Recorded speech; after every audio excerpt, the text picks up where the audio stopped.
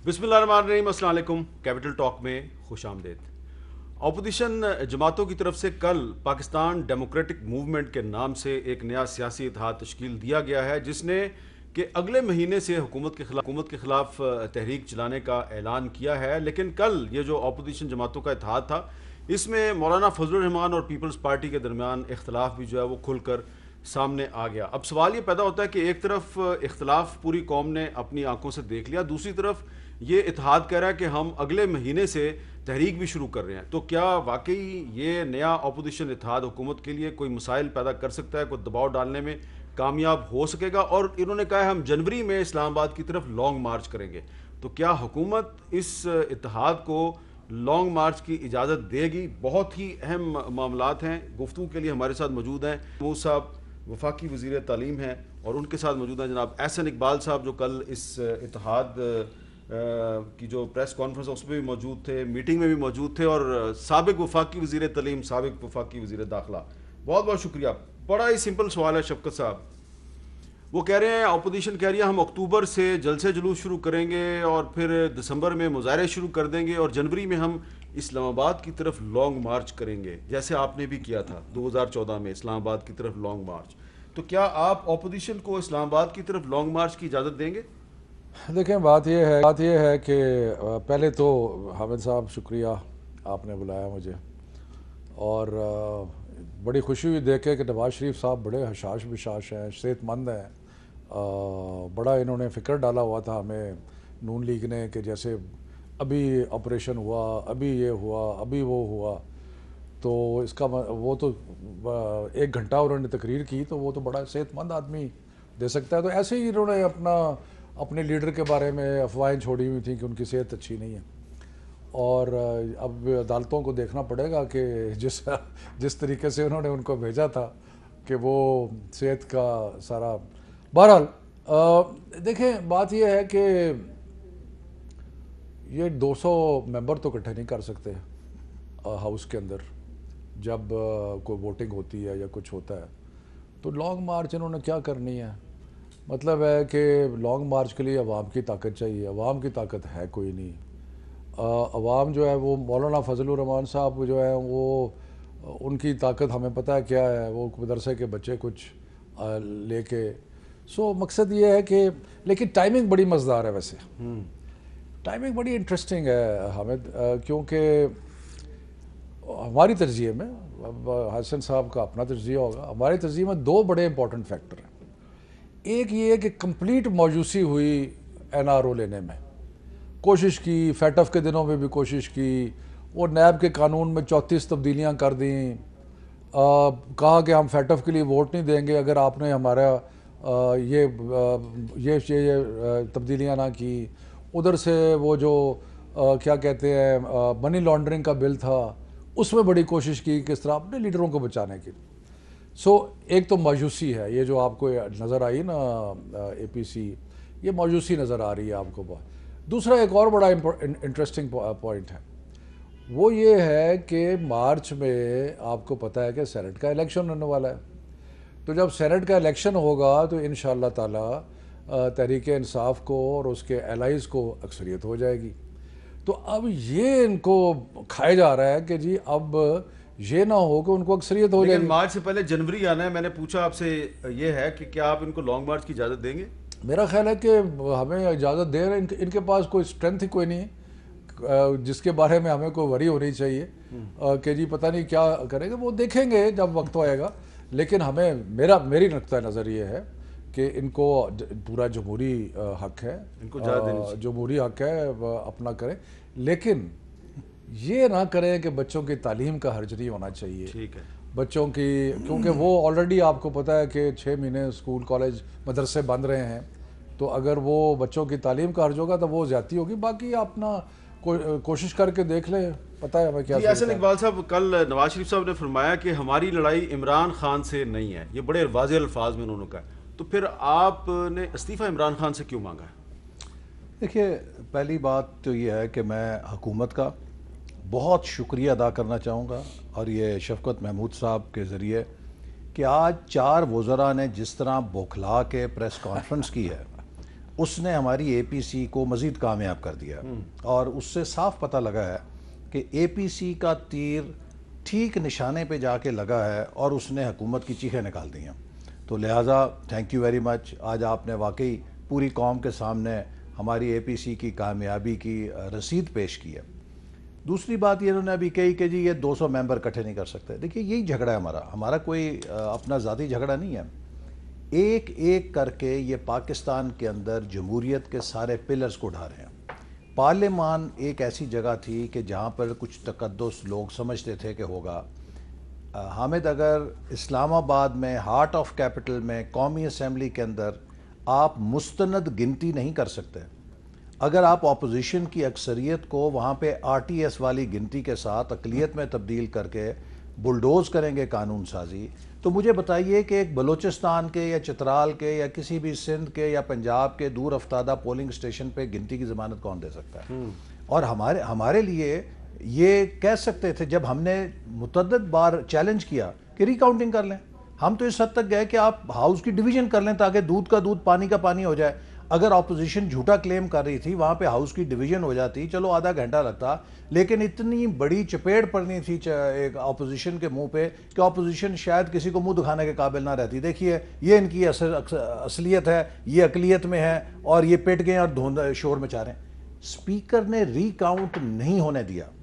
حتیٰ یہ کہ وہاں پہ جو ایڈوائزر تھے ان کے جو ووٹ نہیں ڈال سکتے وہ بھی کھڑے تھے کاؤنٹنگ کے وقت، اور ان کو بھی بیچ میں شامل کیا گیا اور دھاندلی کے ذریعے حکومت کی اقلیت کو اکثریت بنایا گیا. اور پارلیمنٹ لیکن پھر بھی آپ کے 31 ممبر تو مسنگ تھے نا، یہ تو ان کے بھی مسنگ تھے. اس کے باوجود ہم اکثریت میں تھے، اس کے باوجود ہم اکثریت میں تھے، اور اسی لیے انہوں نے ری کاؤنٹنگ نہیں ہونے دی. تو لہٰذا 200 ممبرز کا ہمیں تانا نہ دیں، ہمیں پتہ ہے کہ آپ کے 200 ممبر کہاں سے آئے. دوسری بات انہوں نے کہی کہ عوام کی طاقت نہیں ہے، لانگ مارچ ان کا کیا ہوگا.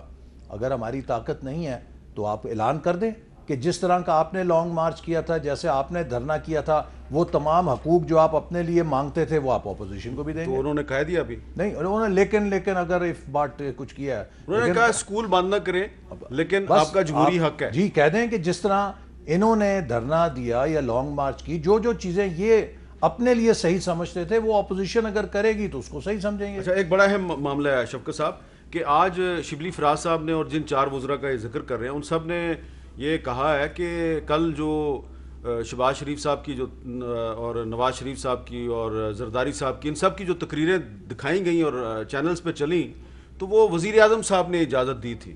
تو کیا اس کا مطلب یہ ہے کہ اب پاکستانی میڈیا جو ہے وہ اس پر کوئی پابندی نہیں ہے اور ہم کسی بھی اپوزیشن کے سیاستدان کا انٹرویو دکھا سکتے ہیں؟ نہیں، دیکھیں 2 چیزیں ہیں، میں آپ اجازت دیں گے تو میں ایک تو یہ ہے کہ جو میاں نواز شریف صاحب کی سچویشن ہے وہ مختلف ہے باقی لوگوں سے. مختلف اس لحاظ سے ہے کہ وہ نہ صرف کہ کنوکٹڈ ہیں بلکہ وہ ابسکانڈر ہیں، یعنی کہ مفرور ہیں، وہ بھاگے ہوئے ہیں اور کورٹ نے ان کے وارنٹ گرفتاری جاری کی ہوئے ہیں. تو موریلٹی کے حساب سے اگر دیکھا جائے کہ جو شخص پاکستان کے قوانین سے مفرور ہے، بھاگا ہوا ہے، فراری ہے، جس کے وارنٹ گرفتاری جاری ہوئے ہیں، کیا اس کو میڈیا پہ آنے کی اجازت ہونی کل نواز شریف صاحب نے یہی کہا کہ مشرف کے بارے میں بھی یہی معاملات ہیں. مشرف کے تو ان کے زمانے میں گیا تھا نا جی، اس کا ہمارے سے کیا حساب نہیں، لیکن اس کے انٹرویوز تو ابھی تک بھی چلتے ہیں، ہمارے سے کیا پوچھتے ہیں. بہرحال دوسرا مجھے ہمیں بڑا افسوس ہوا. مشرف اور طرح کا اشتہاری ہے، دو نواز شریف اور طرح ریزن، کا آپ کی باری بھی آتی، 2 ریزنز کی وجہ سے مجھے بڑا افسوس ہوا. جس طریقے سے ہمارے اداروں کو اٹیک کیا گیا اس سے، اور صرف فوج کو نہیں اور کوئی انڈیویجول کو نہیں، فوج کو بطور ادارہ اٹیک کیا گیا اور جوڈیشری کو بھی اٹیک کیا گیا. صرف ایک نہیں تھا، 2 اداروں کو اٹیک کیا گیا. اور افسوس اس بات کا ہے کہ اس وقت ابھی بھی ہمارے بچے جو ہے شہید ہو رہے ہیں، ینگ فوجی جو ہیں، ہندوستان کل سے بغلے میں جا رہا ہے. اگر آپ انڈین میڈیا دیکھیں، اور آپ نے ضرور دیکھا ہوگا، وہاں پہ اگر کوئی خبر چل رہی ہے تو وہ یہ چل رہی ہے. کیوں چل رہی ہے؟ کہ ان کا بھی تو یہی نیریٹو ہے. اگر انڈیا کا آپ نیریٹو سنیں تو ان کا کیا نیریٹو ہے؟ ان کا نیریٹو ہے کہ پاکستان کے اندر جو ہے وہ فوج یہ ہے اور تو ان کو کچھ خیال آنا چاہیے تھا کہ انڈیا کا نیریٹو وہ کیا. اس کے بعد یہ بھی پرواہ نہیں کی کہ بچے شہید ہو رہے ہیں. اور بالکل بھول گئے کہ جناب کی ابتدا جنرل جیلانی سے ہوئی، جنرل ضیاء الحق سے ہوئی. آپ مجھے یاد ہے ضیاء الحق نے ایک دفعہ اسٹیٹمنٹ دی تھی نواز شریف کا قلعہ مضبوط ہے، جب وہ اس کو خطرہ پڑا نا کہ تو قلعے تو آپ کے مضبوط کیے فوجیوں نے، قلعے آپ کے مضبوط کیے جنرل جیلانی نے، اور آپ اس طرح کی باتیں کر رہے ہیں. آپ کو جیسے ایمنیزیا سمجھتے ہیں، یعنی کہ آپ کو بھول گیا پرانا سارا. مقصد یہ ہے کہ چلے اس کو چھوڑیں. آپ میں نے پوچھا تھا کہ اب یعنی کہ میڈیا واقعی آزاد ہے، کسی کا بھی ہم انٹرویو کر سکتے ہیں؟ دیکھیں بات یہ ہے حامد، کل جو آپ نے ٹی وی پہ دیکھا، یہ کوئی ایسا میڈیا ہے جو کہ آزاد نہیں ہے؟ مجھے آپ یہ بتائیں کہ وہ جو اس وقت جو جس طریقے سے صرف پرائم منسٹر عمران خان کو نہیں، جس طرح کے پاکستان کے اداروں کو، جس طریقے سے جوڈیشری کو یہ سارا کچھ کیا گیا. یہ اور آزادی لوگ ہم سے یہ پوچھتے ہیں کہ یہ جن سیاستدانوں کا آپ ذکر کر رہے ہیں جو پاکستان کے اداروں پر اٹیک کرتے ہیں، تو ان کو آپ اپنے پروگرام میں بلا کے کنفرنٹ کیوں نہیں کرتے؟ کیونکہ میں اب نام نہیں لیتا، لیکن بہت سے سیاستدان ایسے ہیں جن کو ہم نہیں بلا سکتے. دیکھیں مجھے کیونکہ میں انفارمیشن سے ڈیل نہیں کرتا، مجھے اس کی پیچیدگیوں کا علم نہیں ہے، لیکن میں آپ کو ایک چیز بتاؤں، جو پاکستان کے خلاف ہے، جو پاکستان کو توڑنا چاہتا ہے، یا پاکستان کی، آپ کو پتہ ہے کہ اس وقت مسلم دنیا میں ہو کیا رہا ہے؟ سیریا سے لے کے کابل تک آپ دیکھیں، افغانستان سارے ملک جو ہے ڈسٹیبلائز ہوئے ہیں، اور پاکستان کی فوج نے پاکستان کو مضبوطی دی ہوئی ہے، اور اس کو آپ اٹیک کر رہے ہیں. یہ اس کا جواب دیں جی، یہ فوج پہ کیوں اٹیک کیا آپ نے؟ دیکھیے پہلی بات تو یہ ہے کہ اگر نواز شریف صاحب کا آپ نے خطاب سنا ہو تو اس میں انہوں نے نہایت وضاحت کے ساتھ کہا کہ پاکستان کو مضبوط دفاع کی ضرورت ہے، اور پاکستان کے فوج کی مضبوطی ہمارے قومی مفاد کا حصہ ہے. اور انہوں نے یہ بات بھی بتلائی کہ ہماری حکومت نے جتنی فوج کو مضبوط کرنے کے لیے اقدامات کیے، شاید پاکستان کے لیے کسی حکومت نے دور حاضر میں نہیں کیے. ہمارے دور میں آپریشن عزم، رد الفساد کو جیتنے کے لیے ہم سے پہلے کیا ہوتا تھا، جتنے وہ کولیشن سپورٹ فنڈ میں $4 آ جاتے تھے، اتنی ہم گاڑی چلا لیتے تھے وار اگینسٹ ٹیرر کی. جب وہ بند ہو جاتے تھے ڈالر ہم بھی وہیں کھڑے ہوتے تھے. یہ ہماری حکومت تھی جس نے مسلح افواج کو کہا کہ جتنے وسائل آپ کو چاہیے ہوں گے آپ کو ہم دیں گے اور آپ کی پشت کے اوپر کھڑے ہوں گے. اور آپ نے دیکھا کہ ہمارے جوانوں نے، افسروں نے شہادتیں بھی دیں اور ہم نے وہ دہشت گردی کی جنگ جیتی. اس کے بعد آ جائے ماڈرنائزیشن کے لیے، ہم نے افواج پاکستان کو ماڈرنائزیشن کے لیے جتنے پیسے دیے اس کی مثال تاریخ میں نہیں ملتی، لیکن انہوں نے 40% ڈیویلیویشن کر کے وہ سارے پیسے کو تباہ کر دیا، چونکہ ہم نے تو باہر سے چیزیں خریدنی تھیں. ہم ایک مضبوط فوج کے حق میں ہیں، پروفیشنل فوج کے حق میں ہیں، لیکن جو یہ نیریٹو بنا رہے ہیں کل سے، یہ نیریٹو بنا رہے ہیں کہ اس ملک کا آدھی جو تعداد ہے، یہ آدھے سے زیادہ، چونکہ اگر آپ اپوزیشن پارٹیز کے ووٹ اکٹھے کریں تو ان سے بہت زیادہ ہیں، کہ آدھی سے زیادہ آبادی انڈین ایجنٹ ہے پاکستان کے اندر. مجھے آپ بتائیں کہ جس ملک کے اندر آپ غداری کے سرٹیفکیٹ دیں گے سیاسی اختلاف کے لیے، اپنے ہر مخالف کو آپ ثابت کریں گے وہ انڈین ایجنٹ ہے، اس ملک کا تو پھر اللہ ہی حافظ ہے. دشمن کو تو ایک گولی چلانے کی ضرورت نہیں ہے، اتنے اگر ایجنٹ یہاں پہ پیدا ہو گئے ہیں.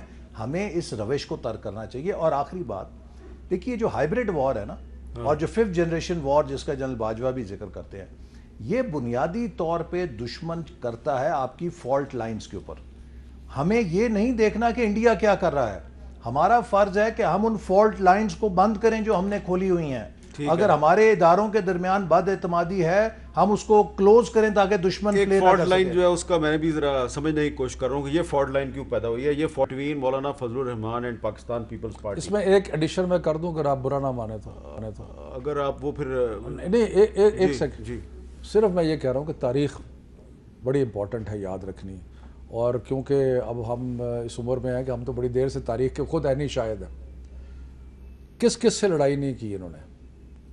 جوڈیشری کا بھی ذکر کروں گا اور تھوڑا سا فوج کا بھی ذکر کروں گا. جنرل بیگ سے انہوں نے لڑائی کی، جنرل آصف نواز سے انہوں نے لڑائی کی، جنرل کاکڑ سے انہوں نے لڑائی کی، جنرل جہانگیر کرامت سے انہوں نے لڑائی کی، جنرل مشرف کے ساتھ جو ہوا وہ سب کو پتہ ہے.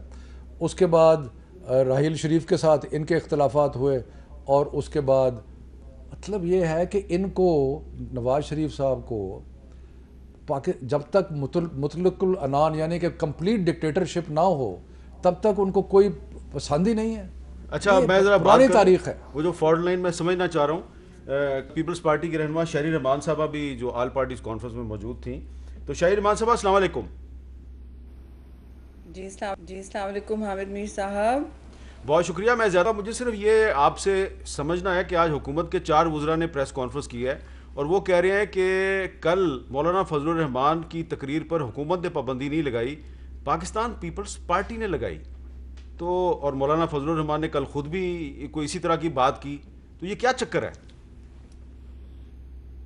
جی بڑی عجیب سی بات ہے، اور اس سے یہ بات کل بھی اٹھی تھی. آپ نے شاید کلپس بھی دیکھے ہوں گے. دیکھیے 2 باتیں ہوئیں میر صاحب.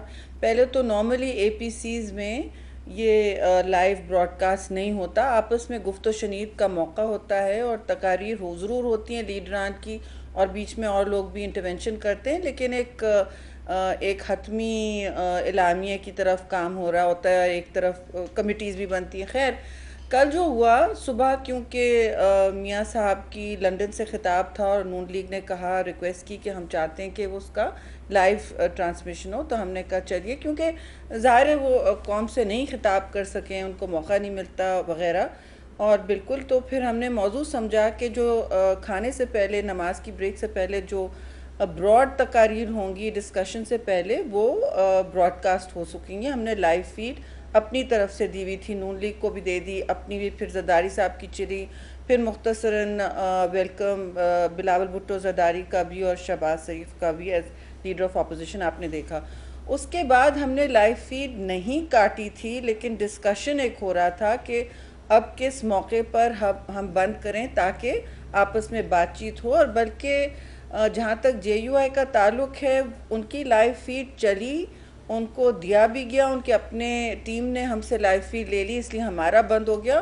ان کا پورا فیس بک لائیو براڈ کاسٹ ہوا ہے، جس کا ہم نے ان کو دکھایا بھی سارا لائیو. اور بعد میں پتہ چلا کہ چینل 24 نے بھی پورا دکھا دیا جو وہ چلا رہے تھے. تو جو چینل اٹھانا چاہتا تھا وہاں سے وہ اٹھا رہے تھے. اور دوسری بات یہ کہ کچھ ممبران نے، ان کے ہی ساتھ میں جو اتحادی تھے، انہوں نے کہا جی ہماری تو نہ چرائیں، ہم کوئی گفتگو کھل کے بات کرنا چاہتے ہیں، جو ہم نہیں چاہتے، جو یہ نہیں ہونا چاہیے سارے وقت. تو ہم نے کہا ٹھیک ہے، جس کو چاہیے ہوگا ہم چلا دیں گے. جے یو آئی کی تو خاص ان کے لوگوں نے بھی چلائی ہے اور لائیو فیڈ گیا ہے. اچھا پھر جو گفتگو ریکارڈ ہوئی وہ بھی جیو پہ چلی ہے کہ جی کچھ آپ کے لوگوں نے کہا ہے، پھر بھی ہم نے لائیو نہیں. وہی میں آپ سے پوچھنا چاہ رہا ہوں، میں شہری صاحبہ وہی پوچھنا چاہ رہا ہوں کہ مولانا فضل الرحمان صاحب نے واضح الفاظ میں کہا ہے، جو ہمارے چینل پہ بھی چلا ہے، واضح الفاظ ہیں کہ آپ بہت پیچھے ہٹ گئے ہیں اور اس حکومت کی بقا کی وجہ آپ لوگ ہیں. تو اتنا غصہ کیوں ہے مولانا صاحب کو آپ پہ؟ مولانا صاحب ناراض اگر ہوتے تو وہ مشترکہ اعلامیہ بیٹھ کے سب کا نہیں پڑھتے، جو ہم نے بہت کافی مطلب لمبا بنایا تھا اور ہر پارٹی کا نمائندہ اس میں موجود تھا. ان کے بھی آ کے بیٹھے تھے، انہوں نے بھی بہت کچھ نکالا ڈالا. بہت سی چیزیں ہم نے نہیں ڈالی تھیں، انہوں نے ڈالی، کسی اور پارٹی نے کچھ ڈالا. آپ نے دیکھا 11-12 پارٹیز کا وہاں اجتماع تھا. تو یہ پروسیس ہی بہت خاصا لمبا ہوتا ہے، لیکن وہ مینج ہوا اور ایک اعلامیہ نکلا جو انہوں نے بڑی خوش اسلوبی سے پڑھ کے سنایا. بہت بہت شکریہ شہبہ. اب آپ نے ان کی گفتگو سن لی ہے، اب آپ فیصلہ کریں کہ مولانا فضل الرحمان اور پیپلز پارٹی میں معاملات واقعی طے ہو گئے ہیں یا نہیں ہوئے. ایک وقفہ، اور وقفے کے بعد شفقت محمود صاحب سے اور احسن اقبال صاحب سے دوبارہ گفتگو کرتے ہیں.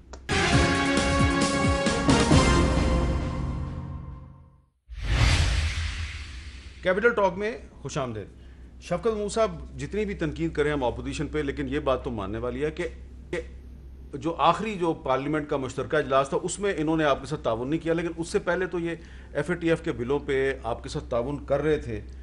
اب انہوں نے کل یہ اعلان کیا کہ آج کے بعد ہم پارلیمنٹ میں حکومت سے تعاون نہیں کریں گے. تو آپ کو قانون سازی میں مشکل نہیں ہوگی؟ دیکھیں، پہلی تو بات یہ ہے کہ جہاں پہ قومی مفادات اتنے واضح ہوں جس طرح فیٹف ہے، تو ہمیں امید ہوگی کہ آئندہ بھی اس کو مل کے کریں گے. لیکن اگر یہ قومی مفاد کے خلاف جائیں گے اور نہیں کرنا چاہیں گے تو پھر میں کیا کہہ سکتا ہوں؟ پھر اس کا مطلب یہ ہے کہ سیاست تو صرف اس بات کی ہوئی نا کہ اقتدار ملے، کرسی ملے، اور اس کے لیے سب کچھ کرنے کے لیے تیار ہیں. اور انشاءاللہ فروری میں الیکشن ہے سینٹ کا، اور اس کے بعد انشاءاللہ ہمیں فروری میں نہیں، مارچ میں. نہیں، مارچ میں تو اوتھ لیتے ہیں. الیکشن مارچ میں. الیکشن چلیں اوکے، چلیں ایک 10 دن اور آگے کر لیتے ہیں. یہ 10 دن بڑے امپورٹنٹ ہے. چلے جو الیکشن ہو جائے. لیکن میرا خیال ہے کہ میں ابھی بھی سمجھتا ہوں احسن اقبال صاحب جیسے بڑے اچھے لوگ اپوزیشن میں ہیں، جو محب وطن بھی ہیں. تو لیکن انہوں نے جو کل اعلامیہ جاری کیا ہے احسن اقبال صاحب، اس اعلامیہ کا اس سے پہلے کتنی دفعہ یہ کہہ چکے ہیں اور کتنی دفعہ. لیکن میں تو یہ بار بار پڑھوں گا، آپ جب بھی قومی مفاد کے نام پہ حکومت کے ساتھ تعاون کریں گے، میں کل جو آپ کا اعلامیہ جاری ہوا ہے اس کا نقطہ نمبر 13 اٹھا لوں گا، جس میں آپ کہہ رہے ہیں کہ آپ کا آج کے بعد ربڑ سٹیمپ پارلیمنٹ سے اپوزیشن کوئی تعاون نہیں کرے گی. تو آپ جاتے کیوں ہیں ربڑ سٹیمپ پارلیمنٹ میں؟ دیکھیے، جیسے آپ نے دیکھا کہ ہم نے اعلامیے میں یقیناً کہا ہے کہ تمام آپشنز ہمارے سامنے ہیں، اور اس ربر سٹیمپ کو اس غلامی سے آزاد کرانا بھی ہمارے فرائض میں شامل ہے. اور ربر سٹیمپ سدا ربر سٹیمپ تو نہیں رہ سکتی نا. دوسری بات یہ ہے کہ دیکھیے، بدقسمتی یہ ہے کہ جیسے میں نے شروع میں کہا کہ ہمیں اس روایت سے ہٹنا چاہیے کہ اپوزیشن کو، مخالفت کو اینٹی پاکستان ثابت کریں. ہم نے فیٹف کے اوپر جتنا پاکستان کے مفاد میں قانون سازی تھی سب پہ تعاون کیا، اور اس کا ثبوت یہ ہے کہ وزیر خارجہ نے لیڈر آف اپوزیشن کو خط لکھا. میں آپ سے 100% اتفاق کرتا ہوں کہ کسی کو بھی اپوزیشن کی حب الوطنی پہ شک نہیں کرنا چاہیے. لیکن آپ نے جو کل اعلامیہ جاری کیا ہے، اس کا جو نقطہ نمبر 7 ہے، یہ سلیکٹڈ حکومت سقوط کشمیر کی ذمہ دار ہے. مقبوضہ جموں کشمیر کی خصوصی آئینی حیثیت کا خاتمہ، اقوام متحدہ کی سلامتی کونسل کی متعلقہ قراردادوں اور عالمی قانون کے منافی مودی سرکار کا عمل پاکستان کی موجودہ کٹ پتلی حکمرانوں کی ملی بھگت کا شاخسانہ ہے. آپ کہہ رہے ہیں یہ مودی کے ساتھ انہوں نے ملی بھگت کی ہوئی ہے. دیکھیے، میں پہلی بات آپ کو کر دوں فیٹف والی. میں نے آپ کو کہا کہ ہم نے جو ملکی مفاد تھا قانون سازی کی، اور جو ہم نے اختلاف کیا وہ فیٹف یا ملکی مفاد نہیں تھا، وہ عمران خان کا مفاد تھا، کہ جس میں یہ چاہتے تھے کہ نیب والے کالے قانون کی جو دسترس ہے اس کو اور وسیع کر کے مخالفوں کے خلاف استعمال کریں. اور ہمارا موقف یہ تھا کہ جو سپریم کورٹ کے فیصلے ہیں، جو ہائی کورٹ کے فیصلے ہیں، جو اسلامک آئیڈیالوجی کاؤنسل کے فیصلے ہیں، ان کی روشنی میں قانون سازی کریں. وہ بات. اب کشمیر پہ آ جائیں. دیکھیے، کشمیر کے اوپر میں یہ ماننے کے لیے تیار نہیں ہوں حامد صاحب، پاکستان میں کمزور سے کمزور حکومت رہی، پاکستان میں مضبوط سے مضبوط حکومت رہی. کبھی بھارت نے جرت نہیں کی تھی کہ وہ کشمیر کی متنازع حیثیت کو تبدیل کر سکے. میرا سوال ایز پاکستانی یہ ہے کہ اس نئے پاکستان میں جو تھریٹ پرسیپشن ہے پاکستان کا انڈیا کی نظر میں، وہ اتنا کم کیسے ہو گیا کہ انڈیا نے وہ کام کر ڈالا جو 74 سال اسے کرنے کی توفیق نہیں ہوئی تھی. اور آج بھی میں سمجھتا ہوں کہ پاکستان کے اندر وہ قوت ہے، پاکستان کے پاس وہ طاقت ہے کہ انڈیا اس کو اگنور نہیں کر سکتا. لیکن اگر انڈیا نے یہ یک طرفہ قدم اٹھایا اور ہم 1.25 سال سے تماشائی بنے ہوئے ہیں، تو پھر میں سوچنے پہ مجبور ہوں کہ کسی سطح پہ کوئی گٹھ جوڑ تو ہے. آپ حکومت پہ تنقید ضرور کریں، لیکن نہ حکومت آپ کی حب الوطنی پہ شک کرے، نہ آپ حکومت کی حب الوطنی پہ شک کر رہے ہیں نا. یہ جو آپ نے پڑھ کے کسی کی حب الوطنی کو چیلنج نہیں کیا. ہم نے کہا ہے یہ گٹھ جوڑ لگتا ہے، کوئی عالمی گٹھ جوڑ لگتا ہے، یہ کوئی ارینجمنٹ لگتا ہے. دیکھیے، پاکستان آج بھی اتنا طاقتور ہے کہ انڈیا جرت نہیں کر سکتا اس طرح کے یونیلیٹرل کا جواب دے. اس کا مصیبت یہ ہے کہ میں نہیں چاہتا تھا، لیکن آپ جس طرح کے الزام لگا رہے ہیں، غدار ہمیں کہہ رہے ہیں، تو مجھے کہنا پڑتا ہے کہ نواز شریف صاحب جب دلی گئے، انہوں نے حریت سے ملنے سے انکار کر دیا اور اپنے بزنس پارٹنر کو ساتھ ملاقات کی. اس کے بعد مری میں اپنے بزنس پارٹنرز اور خفیہ میسیجنگ جو ہے وہ مودی کے ساتھ ہوئی، اور اس کے بعد مودی جو ہے ان کے گھر لاہور پہنچ گیا. تو اور ابھی بھی جتنا بھی ان کا سٹینڈ ہے، لیکن مودی سے عمران خان نے بھی ملاقات کی تھی انڈیا جا کے. جتنا یہ سٹینڈ کی تھی بالکل کی تھی. اچھا، لیکن یہ جو اس وقت کل سٹینڈ لیا ہے، میں کسی کو غدار نہیں کہوں گا، لیکن میں یہ ضرور کہوں گا کہ اس سے اگر کسی کے بیانیے کو یا نیریٹو کو تقویت ملی ہے تو وہ ہندوستان کے بیانیے اور ہندوستان کے نیریٹو کو تقویت ملی. دیکھیے، اور اس کی وجہ سر ایک جملہ اور اس کا ایک آپ ذرا دیکھ لیں، کل سے میں جب دیکھتا تھا میرا ایکچولی ٹینشن مجھے کہ برکھا دت سے لے کے ان کے جتنے مطلب کہ ٹیلی ویژن چینلز ہیں، ایک ہی خبر تھی کہ نواز شریف کیا کہہ رہا ہے پاکستان کی فوج کے بارے میں. بڑے افسوس کی بات. دیکھیے، سوال میں نے یہ نہیں اٹھایا کہ نواز شریف نے مودی کے ساتھ ناشتہ کیا، مودی نواز شریف کے گھر آیا. 100 دفعہ کوئی ناشتہ کرے، 100 دفعہ کوئی گھر آئے. مودی کو یہ جرت نہیں ہوئی تھی کہ وہ کشمیر کی متنازع حیثیت تبدیل کرے. میں کہتا ہوں کہ آپ مودی سے ہاتھ بھی نہ ملائیں، لیکن اگر آپ کے دور میں مودی کشمیر کو ہڑپ کر جائے تو میرے نزدیک آپ قومی مجرم ہیں، سقوط کشمیر کے ذمہ دار ہیں. آپ نے کیوں مودی کو یہ جرت دی کہ وہ اتنا بڑا یک طرفہ قدم اٹھا لے؟ میرا یہ آپ پہ مقدمہ ہے. مجھے اس کا جواب دیں کہ جو کام 74 سال مودی نہیں کر سکا، جناب آج نئے پاکستان میں وہ کام کیوں کر گیا؟ اس کی کوئی صفائی یہ نہیں ہے کہ نواز شریف نے فلانے ڈیر کے ساتھ چائے کی، چھوٹا سا جواب یہ ہے کہ جو کل محترم نواز شریف صاحب نے کیا، جس طرح پاکستان کو نقصان پہنچایا، جس طرح پاکستان کے بیانیے کو نقصان پہنچایا، اس سے پہلے الطاف حسین نے ایک دفعہ کیا تھا، یا الطاف حسین یا نواز شریف، اور دونوں لنڈن میں بیٹھ کے. عجیب اتفاق ہے. آئے نا یہاں آ کے کریں نا سیاست، یہاں تو نہیں کرے. وہ کسی نے پوچھا حسین نواز سے کہ یہ تحریک کہاں سے چلائیں گے؟ انہوں نے کہا ہم لنڈن میں بیٹھ کے تحریک چلائیں. لیکن احسن صاحب، آپ کو ایسا نہیں لگتا کہ نواز شریف صاحب کی تقریر سے اپوزیشن کے لیے بڑے مسائل پیدا ہو گئے؟ دیکھیے، سوال ان کی تقریر کا نہیں ہے. جو فیصلے ہیں وہ انہوں نے نہیں کیے، وہ یہاں کی قیادت نے بیٹھ کے کیے ہیں. اور میں پھر انہیں کہوں گا کہ بجائے یہ ہمیں برانڈ کریں کہ ہمارے فیصلوں سے انڈیا کے اندر شادیانے بجے ہیں، ہمیں سول سرچنگ کرنی پڑے گی. ہمیں سول سرچنگ کرنی پڑے گی. یہ پاکستان 72 سال بعد بھی اگر ہم یہاں پہ تجربے کر رہے ہیں، ہم یہ واضح نکال رہے ہیں کہ صدارتی نظام بنے گا، غیر صدارتی نظام بنے گا، چوتھا مارشل لا لگے گا، کیا ہوگا، تو یہ ہم پاکستان کے ساتھ دشمنی کر رہے ہیں. صدارتی نظام مانتے ہیں آپ؟ بالکل نہیں مانتے جی. تو اسی لیے شفقت محمود صاحب نے صدارتی نظام کو مسترد کر دیا ہے، احسن اقبال صاحب نے مسترد کر دیا، اور اس ناچیز نے بھی اس کو مسترد کر دیا ہے. ایک وقفے کے بعد دوبارہ ملتے ہیں.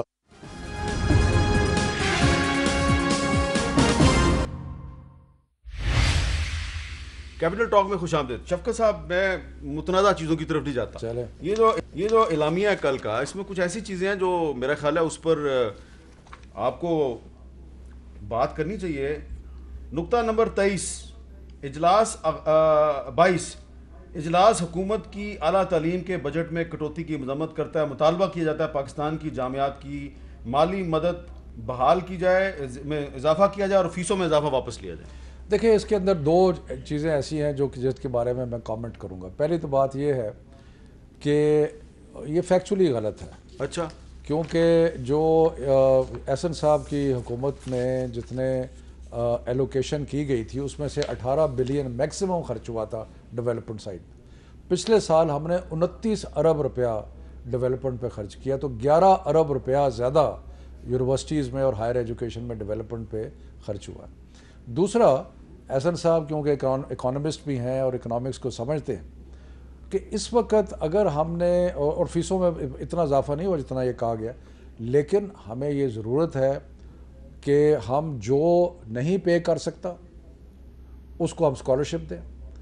پاکستان کی تاریخ میں پہلی دفعہ احساس پروگرام کے تحت 50,000 اسکالرشپس جو ہیں وہ ہائر ایجوکیشن کے اسٹوڈنٹس کو دی گئی. لیکن جو پے کر سکتا ہے اس کو پے کرنا چاہیے. تو اس فارمولے کے تحت میں سمجھتا ہوں کہ ہمیں آگے بڑھنا چاہیے. اور ہائر ایجوکیشن کو یہ ایک موٹا اصول ہے کہ کوئی بچہ جو ٹیلنٹڈ ہے، جو وہ اس وجہ سے پیچھے نہ رہ جائے کہ اس کے پاس پیسے نہیں ہیں، لیکن جس کے پاس پیسے ہیں وہ ضرور پے کرے. جی دیکھیے، پہلی بات تو یہ ہے کہ میں ان سے اختلاف کرتا ہوں کہ ڈیولپمنٹ بجٹ پہ انہوں نے زیادہ خرچ کی. چلیں اسے ایک طرف چھوڑ دیں. جو یونیورسٹیاں چلتی ہیں جس سے ان کا مالی خسارہ ہوتا ہے وہ کرنٹ بجٹ ہے، جس سے وہ تنخواہیں دیتے ہیں پروفیسروں کو، اپنے اخراجات پورے کرتے ہیں. اس میں اس بجٹ میں 7 ارب روپے گھٹائے گئے ہیں، جس سے ہماری تمام یونیورسٹیاں مالی خسارے میں ہیں.